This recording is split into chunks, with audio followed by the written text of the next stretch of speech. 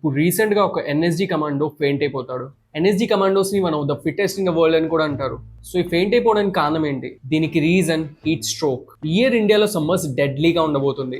మీరు గమనించి ఉంటారు, లాస్ట్ కొన్ని ఇయర్స్ తో పోల్చుకుంటే ఇయర్ హీట్ చాలా ఎక్కువ ఉంది. ఇంకా జస్ట్ ఏప్రిల్ మంత్ నడుస్తుంది, ఇంకా మే జూన్ ఇంకా రాలేదు కూడా. దీని ఒక రీజన్ ఏంటంటే సూపర్ ఎల్ నీనో రాబోతుంది. లాస్ట్ టైం ఇది 1870లో వచ్చింది అండ్ ఆ టైంలో వరల్డ్ లో 4% పాపులేషన్ చనిపోయారు. నియర్లీ 30 to 50 మిలియన్ పీపుల్ వాళ్ళ ప్రాణాలని కోల్పోయారు. ఇందులో అయితే 10 మిలియన్ పీపుల్ ఇండియా నుండి చెందిన వాళ్ళు. సో అసలు ఈ సూపర్ ఎల్ నీనో అంటే ఏంటి? చాలా సింపుల్ గా ఎక్స్ప్లెయిన్ చేస్తా, జాగ్రత్తగా వినండి. ప్రపంచంలోనే అతిపెద్దదైన పెసిఫిక్ ఓషన్ ఒక నేచురల్ హీట్ అబ్జర్వర్ గా వర్క్ చేస్తుంది. సన్ నుండి వచ్చే మోస్ట్ ఆఫ్ ది హీట్ ని ఇది తన లోపలికి అబ్జర్వ్ చేసుకుంటుంది. కానీ ఎల్ నీనో అనేది ఒక వెదర్ కండిషన్. ఏదైతే పెసిఫిక్ ఓషన్ ఆల్రెడీ హీట్ ఎక్కిపోయి ఉంటుంది. సో ఆల్రెడీ హీట్ ఎక్కిపోయిన పెసిఫిక్ ఓషన్ హీట్ ని ఎలాగో అబ్జర్వ్ చేయలేదు. దీనివల్ల చాలా తక్కువ వర్షాలు పడతాయి అండ్ హీట్ కూడా చాలా ఎక్కువ ఉంటుంది. అండ్ ఆల్రెడీ ప్రపంచానికి WHO వాటర్ బ్యాంక్రప్సీ యొక్క వార్నింగ్ ఇచ్చింది. అంటే వరల్డ్ నుండి వాటర్ దారుణంగా తగ్గిపోతుంది. కానీ మన మీడియా మాత్రం ఇవంతా చూపించకుండా వేరే పనుల్లో బిజీగా ఉంది. దీనివల్ల mostly middle class and lower middle class people effect అవుతారు. ఎందుకంటే వాళ్ళు ఏసీని ఎఫోర్డ్ చేయలేరు కాబట్టి. సో ఈ వేడి నుంచి మనల్ని మనం ఎలా కాపాడుకోవాలి?